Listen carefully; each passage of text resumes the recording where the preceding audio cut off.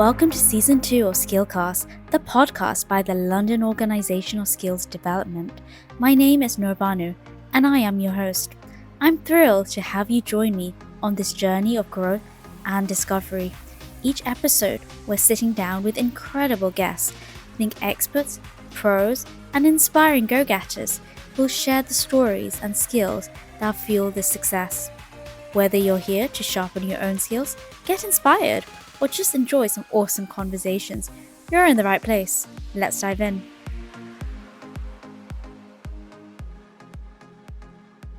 Welcome to Skillcast. Today I'm here with Dr. Debra. Go ahead and introduce yourself. Hi everyone, I'm Dr. Debra and I'm a transformational leader and I just love helping people rewrite their story.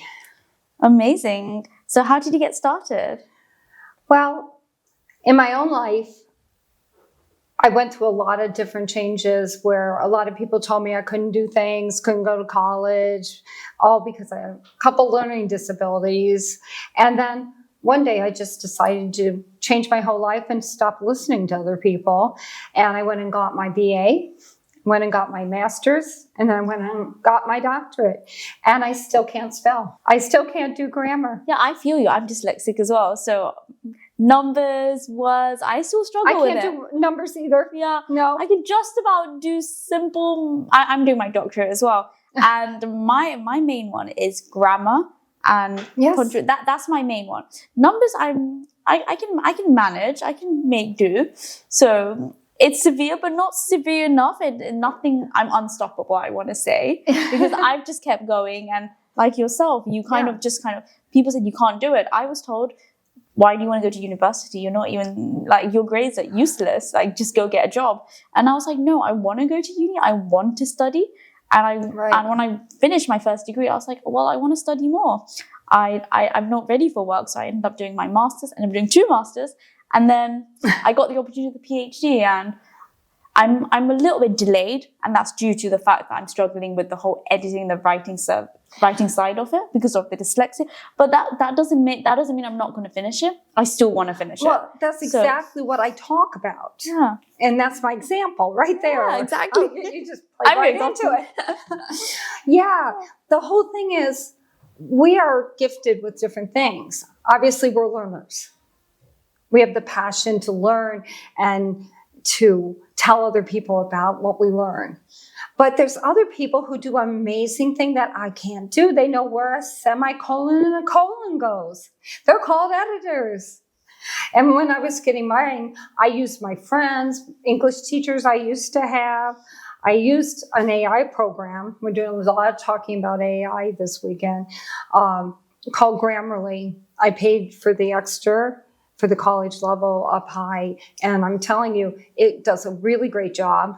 Editors still will tear it apart, but it gets you a little bit ahead and helps you get through it, because the person who can't do grammar and spelling actually ended up summa cum laude, straight A's in all my classes in my doctorate because of using AI.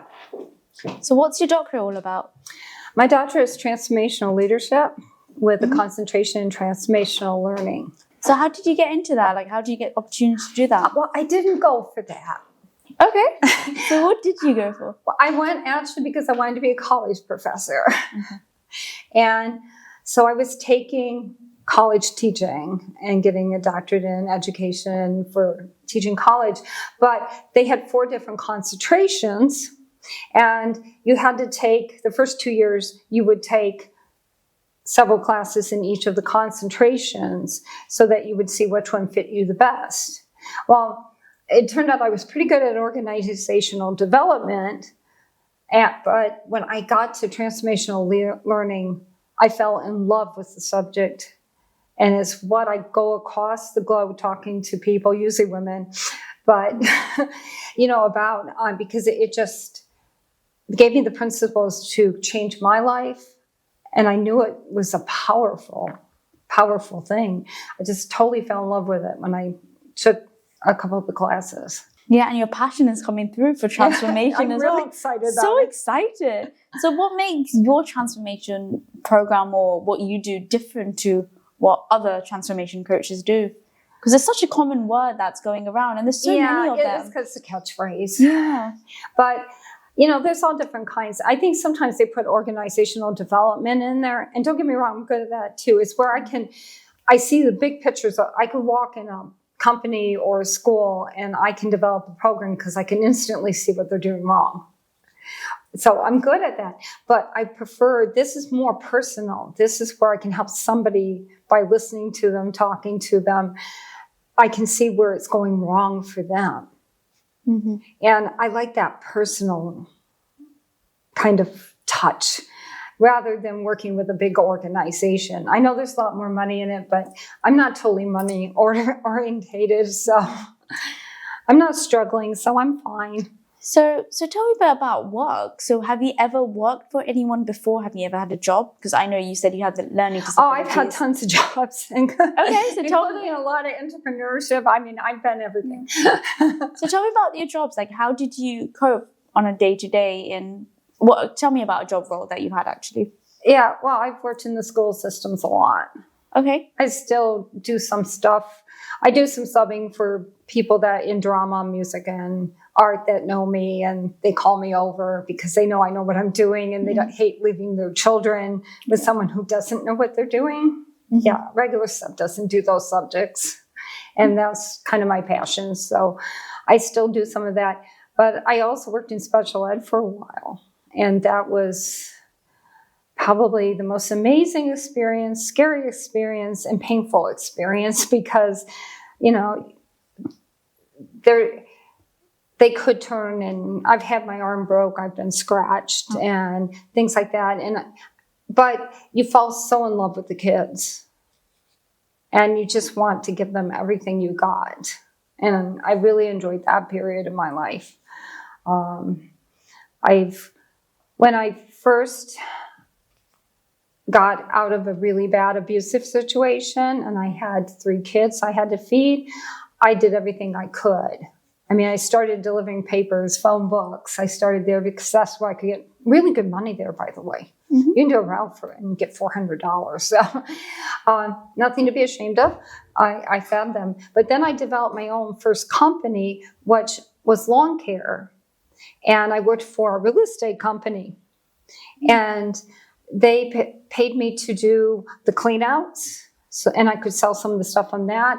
I did the lawn care and I did the cleaning of the houses. And I ended up with this whole team and made the men do all the heavy work and built this business. And it all started because the college in town said, hey, we have a grant class, anybody that wants. And I took it. I wrote a grant and received my first $5,000 from the grant and went and bought lawn equipment, a big trailer. You could do that back then. It doesn't go as far now. Yeah. So, yeah, you know, just a lot of different things I've done over the years. Oh, wow. Owned a bookstore, music store, and taught lessons. I forgot that one. Oh, so you have musical talent as well? What? Do you play any musical instruments? Or oh, yes. A lot of them. Tell me about your musical talents. Yeah, a lot of them. I play guitar, was my main instrument, still my love. I have 3 guitars. Then I went into bass. Once I found, somebody told me, you can play bass. I can. They explained it to me. I said, oh, yeah, that's breaking the chord. So did that bass. Then my dream was, and my kids bought me one, was to play fiddle, not violin, fiddle. Okay. There's the difference. Mm-hmm. It's the same instrument. You just hold it different. With fiddle, you can hold it anywhere you want and you can play the way you want. With violin, very precision. You have to have it exactly in the same place. Well, owning the music store, I said, I wonder how you play that mandolin. Took it down, realized it was the same as the fiddle. Oh. So I played the fiddle over here and I played the guitar over here. So I added that. And somebody gave me a sax solo. I taught myself sax. And I just keeps going like that. And all the rhythm instruments. I was born with natural rhythm. Okay. And so most people aren't, I found out. I used to have a group and they say, and I couldn't get anybody to play the tambourine because it didn't work. Oh, wow. So a woman of many hidden talents. Maybe like grammar and English isn't like writing and reading isn't your primal, but you've got musical talents that not even someone who can write proper English and knows the difference between a semicolon and a colon can do. So that is wow. Like you've got creativity. You've got so many talents. Yeah, I've been directors in plays. I run groups that do plays. I mean, I'm very creative, and that's what saved me in college, because after the first guy told me I wouldn't finish the first year, I ended up going over to University of Michigan, and I went into theater, speech, communication, and sociology, and I found out I didn't have to do papers. Wow. So I got to do oral stuff, which was easy for me, and a lot of fun stuff. And sociology was pretty fun. We just discussed movies.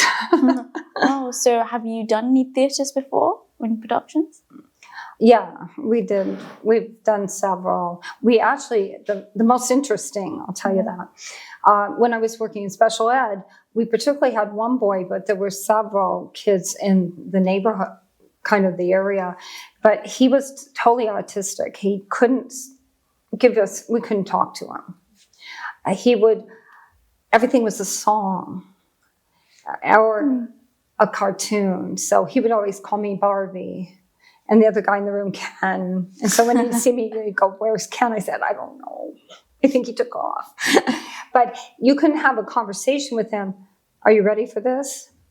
We took him, some kids in wheelchairs, other kids that had other learning problems, but they did music. He was the main star of El Miz. We did the whole production. Wow, he sang amazing. Every word perfectly. I mean, he said talking to me about Barbie, gets up and does it. Yeah, music is really powerful. So my thesis is actually to do with music, and music changes structures of the brain. There's some sort of divine. There's something very divine about music that connects your mind. And I tell people, music is like exercise for the brain. The way we go to the gym and exercise our body, so our muscles stay strong, our body stays strong. But in order for our brain to stay active and strong, we must listen to music and different kinds of music, because music helps with the pattern recognition, with rhythm, beat. People who have had like stroke rehabilitation, they use music. A lot of music therapy. Music therapy, speech. When you've lost your voice, it's through the music they're able to regain their vocal cords and be able to speak again. And it helps with autistic. So we use music to help people with children with autism who are not autism, ADHD. So students that have ADHD tend to be quite agitated. They can't sit still. They just keep moving around, right?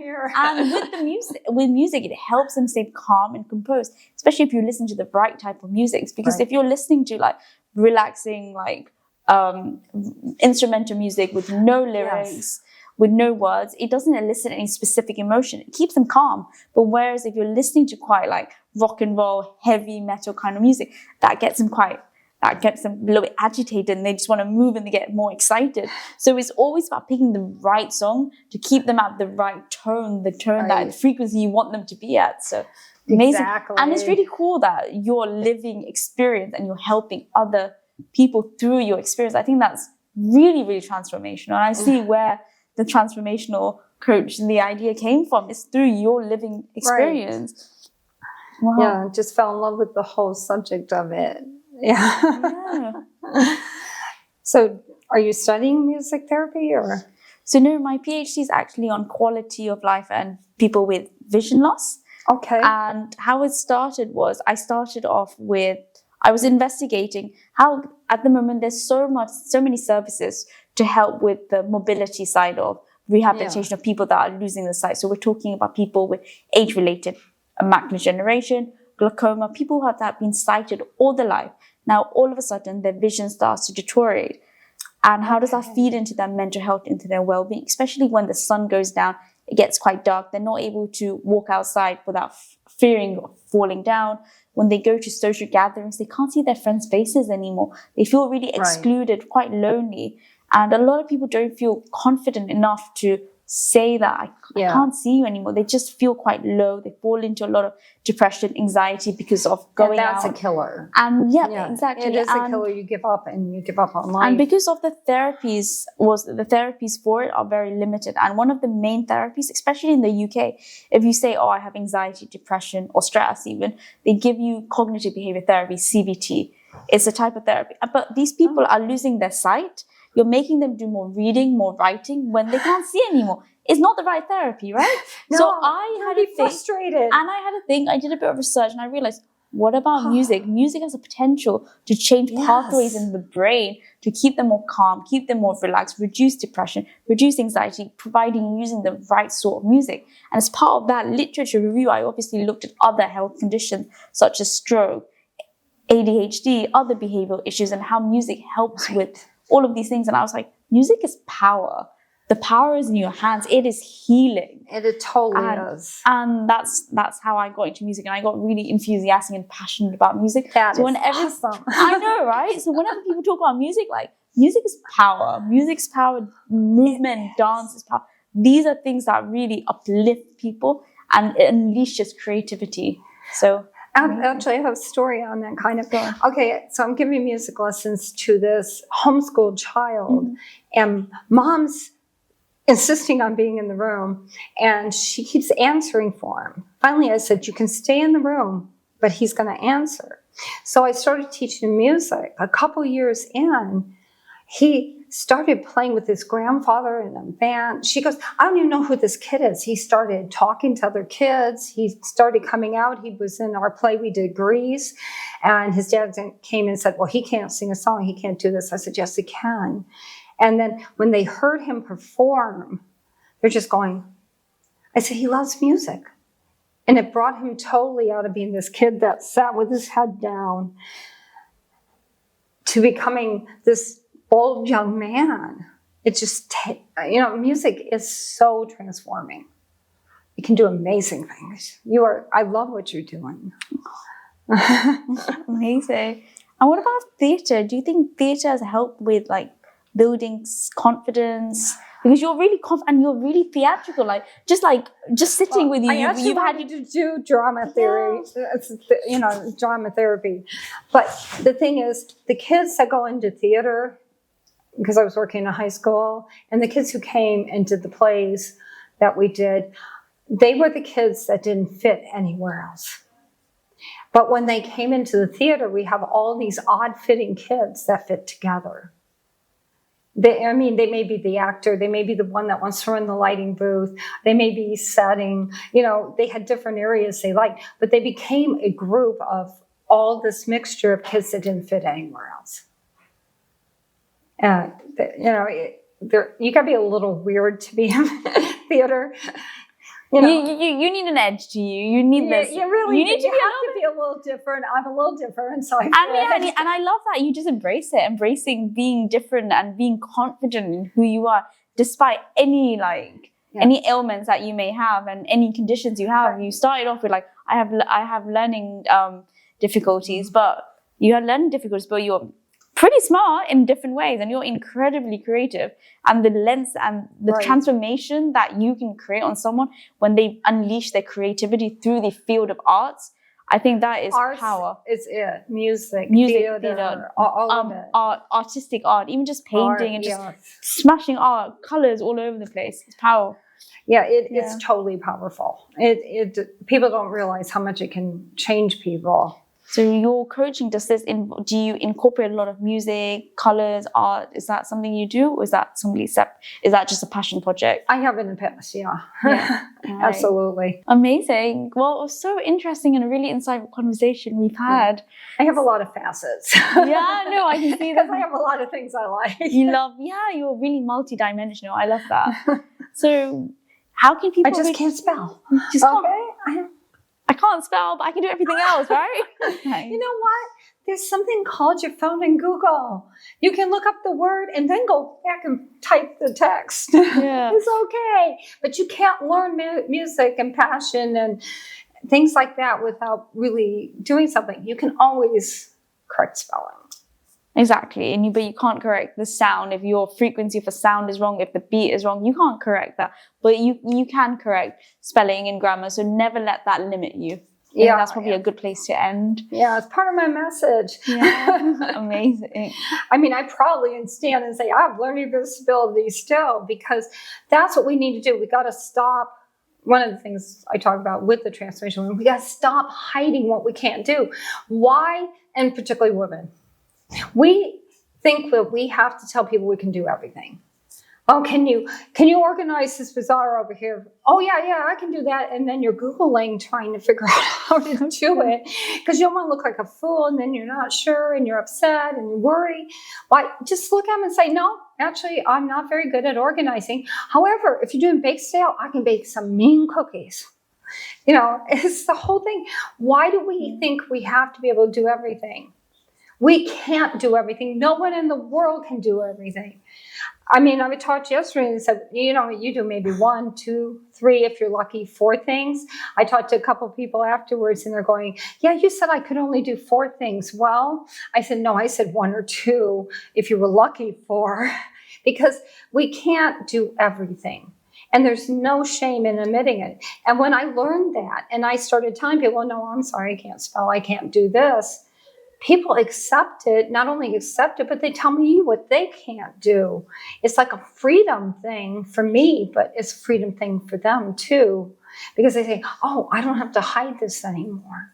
It's okay that I can't do it, because I can do this other thing over here. I can do theater and music. I can speak. I love speaking. I just can't write it. But I wrote a book. It's getting edited. Amazing. It's coming out. It's on dramatic speaking. Love that. Love that. It's about to come out. Oh, awesome. I'm pretty excited about it. It's not a big book, but you can still do it. And what I did is I talked into the computer. I found the wonderful button on Word. You hit this button and you talk your story into it. And I was trying to write before that, and I had trouble. But when you can talk it, then you can go back and organize it and, use the AI program to help with the grammar and that. But when you can talk it, because I'm a talker more than a writer. I can see that. Yeah, it was like miraculous when somebody said, well, why don't you just talk in the computer? How do you do that? Well, just hit the mic. I'm like, oh, fun. Nice. Well, thank you so much for your time today and being on our podcast. I've learned lots from you and lots of really cool tips that our watchers will also take away. If they want to reach out to you or learn more about you, how can they do so? Well, they can go on my website, which is my name, DebraMrock.com. They told me to keep it simple.